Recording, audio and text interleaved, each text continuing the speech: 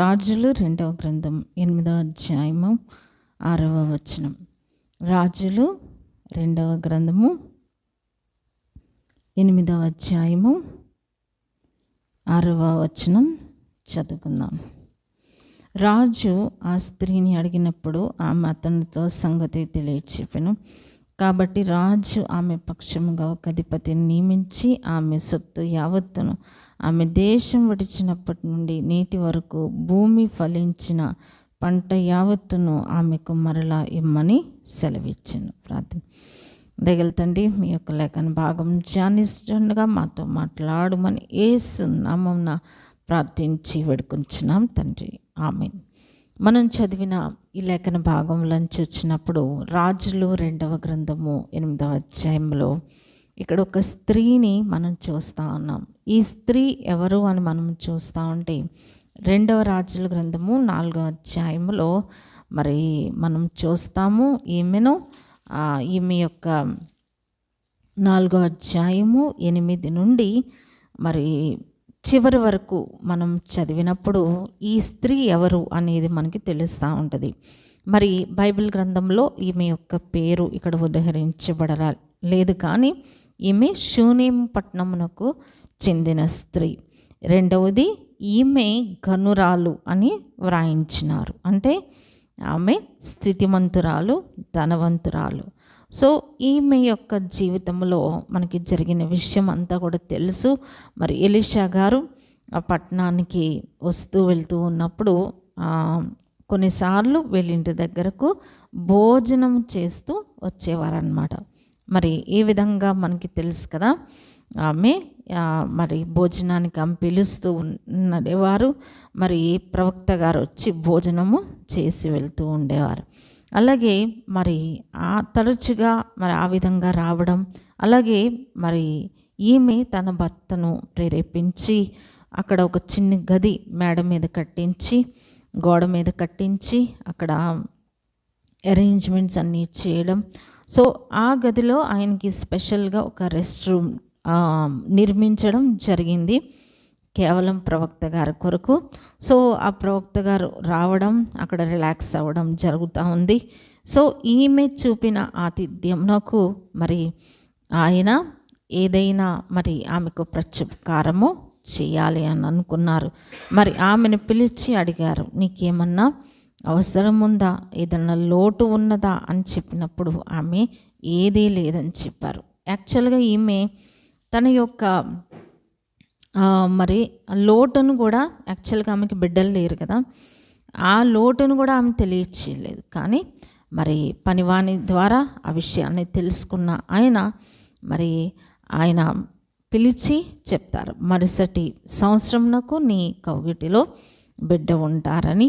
ఆ విధంగానే ఒక బిడ్డ కలగడం ఇవన్నీ కూడా మనకి తెలుసు. సో ఆ బిడ్డ మరి కొంచెం పెద్దవాడైన తర్వాత బిడ్డ బలహీనపడడం, బిడ్డ చనిపోవడం, మరి తిరిగి ఆ షూనేమీరాలు ప్రవక్త గారు ఉన్న చోటకు వెళ్ళి ఆయనను మరి వేడుకున్న తర్వాత తిరిగి ఆ బిడ్డ బ్రతికించబడి ఏ విధంగా ముందు కొనసాగారో ఈ కథ అంతా కూడా, ఈ యొక్క ఇన్సిడెంట్ అంతా కూడా మనకి తెలుసు.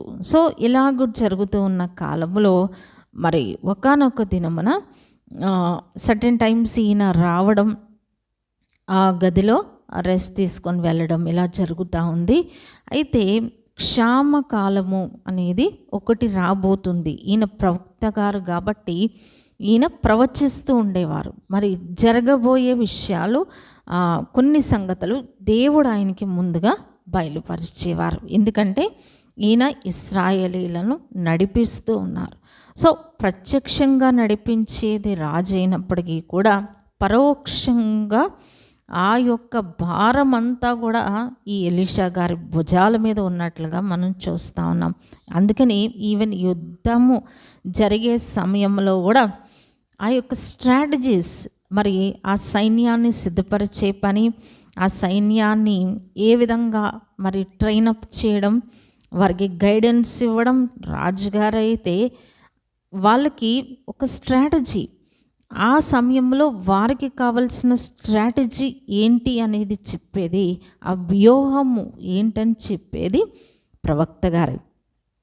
అందుకని ఆయన యుద్ధానికి వెళ్తున్నప్పుడు సిరియన్లతో ఈయన కబురు పంపించేవారు, పలానా చోటుకు నీవు దండుపేటను పంపించవద్దు. సో అక్కడ మాటుగాండ్రు ఉన్నారు అని చెప్తా ఉండేవారు.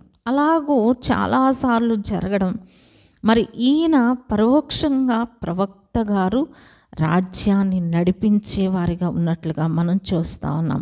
సో ఆ రాజ్యము గురించిన ప్రత్యక్షతలు కూడా, మరి ఆ స్ట్రాటజీస్ అనేవి, ఆ ఇబ్బందులు అనేవి ప్రభు బయలుపరిచేవారిగా ఉన్నారన్నమాట. సో మనం కూడా ఎప్పుడైతే కుటుంబం గురించి, మరి సంఘము గురించి భారము కలిగి మనం జీవిస్తామో, భారము కలిగి ప్రభువును సేవిస్తామో, భారము కలిగి ప్రార్థించే వారిగా ఉంటామో, నిజమైన ఆ యొక్క పనిని మన భుజస్కంధాలపై మనం వేసుకుంటామో, దేవుడు ఇటువంటి ప్రత్యక్షతలు మనకి కూడా ఇచ్చేవారిగా ఉన్నారు. సో ఈమెకు ఒక హెచ్చరిక, ఒక ఇన్స్ట్రక్షన్ ఇచ్చారు, ఒక కాషన్ ఇచ్చారు. ఏంటి అంటే క్షామకాలం వస్తుంది. సో ఆ క్షామకాలం కూడా ఎంత డ్యూరేషన్ కూడా తెలియజేసినారు. ఎంత అండి? 7 years అనమాట. 7 సంవత్సరాల కరువు వస్తుంది. కాబట్టి మీరు ఈ దేశంలో ఉండవద్దు, మరి నీవు నీ ఇంటి వారు ఈ దేశం నుంచి మరి మీరు ఎక్కడికి వెళ్తారో వెళ్ళిపోండి, ఇక్కడ సర్వైవ్ అవ్వడం కష్టము. కాబట్టి ఈ 7 years మీరు ఎక్కడో చోట మీరు తలదాచుకొని, కరువు లేని చోట అక్కడ సర్వైవ్ అయ్యి మరలా తిరిగి రండి అని ఇక్కడ ఒక ఇన్స్ట్రక్షన్ ఈయన ఇచ్చినట్లుగా మనం చూస్తూ ఉన్నాం.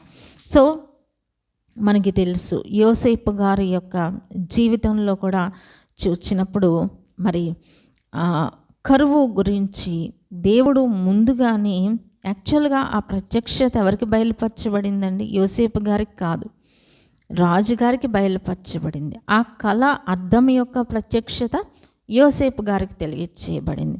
సో రాజుగారి ద్వారా, యోసేపు గారి ద్వారా ఆ ఇంటర్ప్రిట్ చేసినప్పుడు, మరి 7 సంవత్సరాల కరువు వస్తుంది.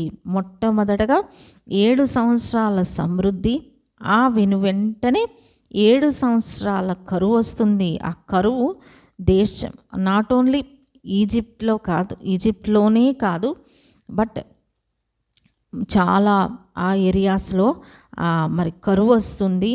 ఆ కరువు వచ్చిన ఆ సమయంలో మరి ఆ కరువును మరి జయించాలి, ఆ కరువులో మరి నశించిపోకూడదు అంటే ఏం చేయాలి?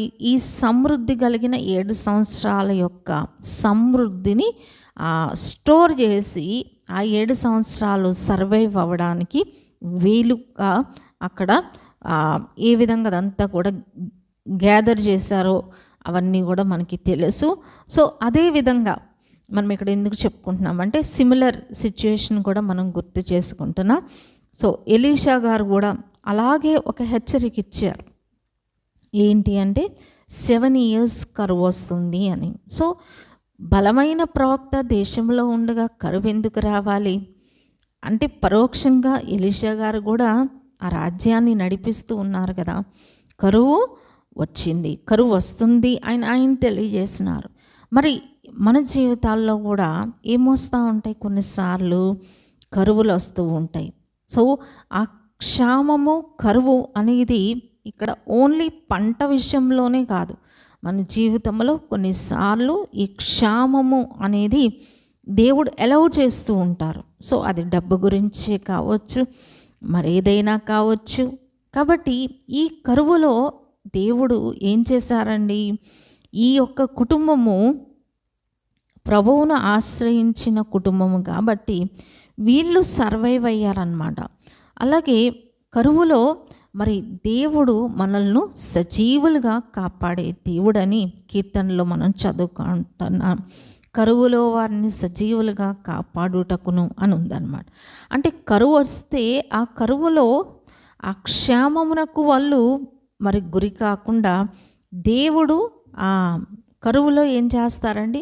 సజీవులుగా కాపాడేవారు ఉన్నారు. మరి ఈ కరువును గురించి భయపడి పారిపోయిన నయోమి కుటుంబం గురించి మనకి తెలుసు. సో దాని కాన్సిక్వెన్స్ కూడా మనకి తెలుసు. సో అంటే ఏదైనా ఇక్కడ దైవ చిత్తము కొరకు మనం ఎదురు చూడాలి. సో ఇక్కడ ఈమెను దేశం విడిచి వెళ్ళిపోమన్నారు, కానీ ఆమె అక్కడ సర్వైవ్ అవ్వాలి యాక్చువల్లీ. బట్ ఆమె అక్కడ నుండి వేరే చోటకి వెళ్ళినట్లుగా మనం చూస్తూ ఉన్నాం. ఇక్కడ ఈ కరువు గురించి మనం మాట్లాడుకుంటూ ఉన్నప్పుడు ఈమె ఆ కుటుంబాన్ని తీసుకొని వేరే దేశానికి వెళ్ళిపోయారు.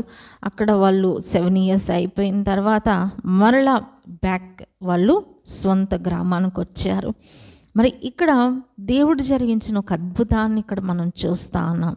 సో ఈ 7 years వీళ్ళు ఇక్కడ లేని సమయంలో వీళ్ళ యొక్క పొలము, వీళ్ళ యొక్క విషయాలన్నీ కూడా, వీళ్ళకున్న ఆ సమస్తమును కూడా వేరే వాళ్ళు స్వాధీనం చేసుకున్నట్లుగా మనం చూస్తూ ఉన్నాం. అప్పుడు ఈమె మరలా రాజుగారి దగ్గరకు రావడం, రాజుగారితో మాట్లాడుతూ ఉన్నప్పుడు అక్కడ మరి వెంటనే అదే టైంలో, అందుకే దేవుణ్ణి ప్రేమించే వారికి మేలు కలుగుటకే సమస్తమును సమకూడి జరుగుతావని రోమాపత్రికలో మనం చదువుకుంటున్నాం. ఆ విధంగా ఎప్పుడైతే ఈమె వెళ్తూ ఉన్నారో అదే సమయంలో సైమల్టేనియస్గా ఈ గెహాజీ అక్కడ ఉన్నాడు రాజుగారి దగ్గర. రాజుగారు గెహాజీని అడుగుతున్నారు, ఎలీషా గారు చేసిన అద్భుతాలు నాకు తెలియచేయని చెప్తూ ఉన్నప్పుడు అతను ఎలీషా గారి దగ్గర ఉన్నాడు కాబట్టి పనివాడిగా ఏ అద్భుతాలు అయితే మనకి తెలుసు కదా, కొన్ని అద్భుతాలు మనకి బైబిల్ గ్రంథంలో రాయబడి ఉన్నాయి. సో ఇంకా రాయబడనివి కూడా చాలా ఉంటాయి కదా. సో అవన్నీ కూడా దగ్గరుండి చూసిన వ్యక్తి కాబట్టి నయమానికి కుష్ఠరోగం తగ్గిపోయింది. అలాగే చాలా మరి అలాగే ఆ చుట్టూ శత్రువుల దండు ఆయన్ని పట్టుకోవడానికి వచ్చినప్పుడు ఏ విధంగా పనివాని కండ్లను తెరవమని ప్రేయర్ చేసినారు. సో అగ్ని రథములు, అగ్ని గుర్రములు ఉన్నవి. అలాగే ఎరుకో పట్టణంలో అక్కడ నీళ్లు బాగుగా లేనప్పుడు, భూమి నిస్సారంగా ఉన్నప్పుడు, మరి క్రొత్త పాత్రలు ఉప్పు వేసినప్పుడు అక్కడ బాగైనట్లుగా. సో ఎన్నో అద్భుతాలు ఇక్కడ మనం చూస్తూ ఉన్నాం. షూనేమీరాలకి కుమారుని అనుగ్రహించడం, ఆ కుమారుడు చనిపోయిన కుమారుణ్ణి మరలా తిరిగి బ్రతికించడం, ఇవన్నీ కూడా మనం చూస్తూ ఉన్నాం. సో ఇవే విషయాలు గెహాజీ గారు ఏమైతే చూసారో, ఏమైతే ఆయన ఎలీషా గారిని దగ్గర ఉండి అద్భుతాలు చూసారో అవన్నీ కూడా రాజుగారికి వివరిస్తూ ఉండగా అదే సమయంలో ఈ యొక్క షూనేమీరాలు కూడా రావడం, ఆమె తన సమస్యను రాజుగారికి వివరిస్తూ ఉండగా మరి గెహాజీ చెప్తాడు, మరి ఈ తల్లి బిడ్డలు ఎవరైతే దేవుడు వాళ్ళకి బిడ్డనిచ్చినారో, చనిపోయిన బిడ్డ, ఈ బిడ్డ తిరిగి బ్రతికించబడిన బిడ్డ ఈ బిడ్డే అని చెప్పినప్పుడు రాజుగారు చాలా ఆశ్చర్యపడి ఏం చేశారండి అక్కడ ఇప్పుడు మనం చదువుకున్నాం కదా 8వ అధ్యాయం 6వ వచనం. కాబట్టి రాజు ఆమె పక్షముగా ఒక అధిపతిని నియమించి ఆమె సొత్తు యావత్తును, ఆమె దేశం విడిచినప్పటి నుండి నేటి వరకు భూమి ఫలించిన పంట యావత్తును ఆమెకు మరలా ఇమ్మని సెలవిచ్చాను. సో ఈమెకు దేవుడు ఎంత కృప చూపారంటే ఒక అధిపతిని నియమించారు, ఒక ఆఫీసర్ని అపాయింట్ చేశారు, అప్పటికప్పుడు అపాయింట్ చేసి మరి ఆమె పక్షంగా మరి తిరిగి ఆమె యొక్క ల్యాండ్, అంతేకాదు ఈ 7 yearsలో ఆమెకి ఎంత పంటకు సంబంధించిన ఎంత మరి అమౌంట్ రావాలో అదంతా కూడా ఆ 7 yearsది అప్పటి వరకు, నేటి వరకు అంటే ఏ రోజైతే ఈమె రాజుగారిని అప్రోచ్ అయ్యారో ఆ రోజు వరకు కూడా ఈ 7 years ఆమె తాలూకా రావాల్సిన అమౌంట్ అంతా కూడా ఒక ఆఫీసర్ నియమించి అప్పటికప్పుడు ఆ కార్యం జరిగినట్లుగా మనం చూస్తూ ఉన్నాం. సో దేవుని ప్రేమించే వారికి దేవుడు ఇటువంటి గొప్ప కార్యములు జరిగించేవారిగా ఉన్నారు. కాబట్టి ఈమె ఎలీషా గారుని మరి ఆ దైవజనుని చేర్చుకున్నారు, దైవజనుని ఆదరించారు. సో ఆ విధంగానే అందుకని ఆతిథ్యము చేయ మరొకడి అట్టివారు ఎరుగకయే దేవదూతలకు ఆతిథ్యం చేసిరని దేవుని యొక్క వాక్యంలో చదువుకుంటున్నాను. అబ్రహాము గారు కూడా మరి ఏ విధంగా మరి ఆ ముగ్గురికి ఆతిథ్యం ఇవ్వడం వలన ఆయన కూడా కుమారుని పొందగలిగినట్లుగా మనం చూస్తూ ఉన్నాం. సో మన లైఫ్లో మరి దేవుణ్ణి మన హృదయంలో చేర్చుకొనుట, దేవుణ్ణి మనం ఆరాధించుట, దేవునికి తగిన ఘనతను, దేవునికి తగిన మహిమను మన జీవితాల్లో ఆరోపించినప్పుడు ఆయన క్షామంలో కూడా మనల్ని తప్పించేవారుగా ఉన్నారు. ఆ క్షామంలో నశించిపోకుండా దేవుడు మనల్ని భద్రపరిచేవారై ఉన్నారు. ఆ క్షామం నుండి తప్పించేవారిగా ఉన్నారు. కాబట్టి ఇలాగూ ఈ దినాన మనము ఎటువంటి సమస్యల్లో ఉన్నా, వ్యక్తిగత సమస్యలైనా, కుటుంబ సమస్యలైనా, ఆర్థిక సమస్యలైనా, ఆరోగ్య సమస్యలైనా, మరి ఎటువంటి సమస్యలైనా ప్రతి దానిని కూడా ఆ క్షామము నుండి, ఆ కరువు నుండి ప్రభువు మనలను తప్పించి ఆయన సమృద్ధితో నింపేవారుగా ఉన్నారు. అదేవిధంగా ఆ 7 సంవత్సరాల క్షామంలో కూడా ఆమెకు రావాల్సిన అమౌంట్ కూడా ప్రభు దయచేసినారు. మన జీవితాల్లో మరి ఆ క్షామంలో మనకి రావాల్సిన బ్లెస్సింగ్స్ అన్నీ కూడా ప్రభు మనకి ఇచ్చేవారై ఉన్నారు.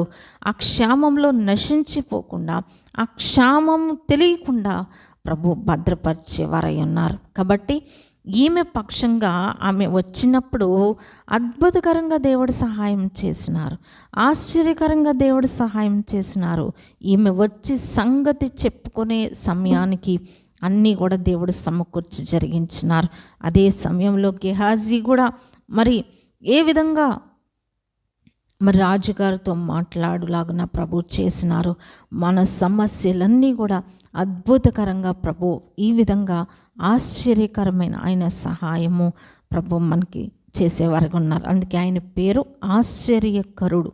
సో మన జీవితాల్లో మరి ఎలాంటి సమస్యలైనా ప్రభు ఎంతో సులువుగా పరిష్కరించేవారై ఉన్నారు. కాబట్టి ఆమె దైవజనుని చేర్చుకోవడం ద్వారా ఎటువంటి ఆశీర్వాదములు పొందినారు. క్రీస్తును ప్రభువుగా మన హృదయాల్లో, మన కుటుంబాల్లో ప్రతిష్ఠించుకొనుట ద్వారా, ఆయనను ఘనపరచుట ద్వారా, ఆయనను మహింపరచుట ద్వారా, ఆయనకు తగిన రివరెన్స్ మనము ఆయనకి ఇచ్చుట ద్వారా ఎన్నో మేళ్ళు మనం పొందగలం. ఎన్నో కీడుల నుంచి మరి ఇబ్బందుల నుంచి మనం తప్పించుకోగలం. ప్రభు అట్టి కృపలు మనందరికీ సమృద్ధిగా దయచేయును గాక.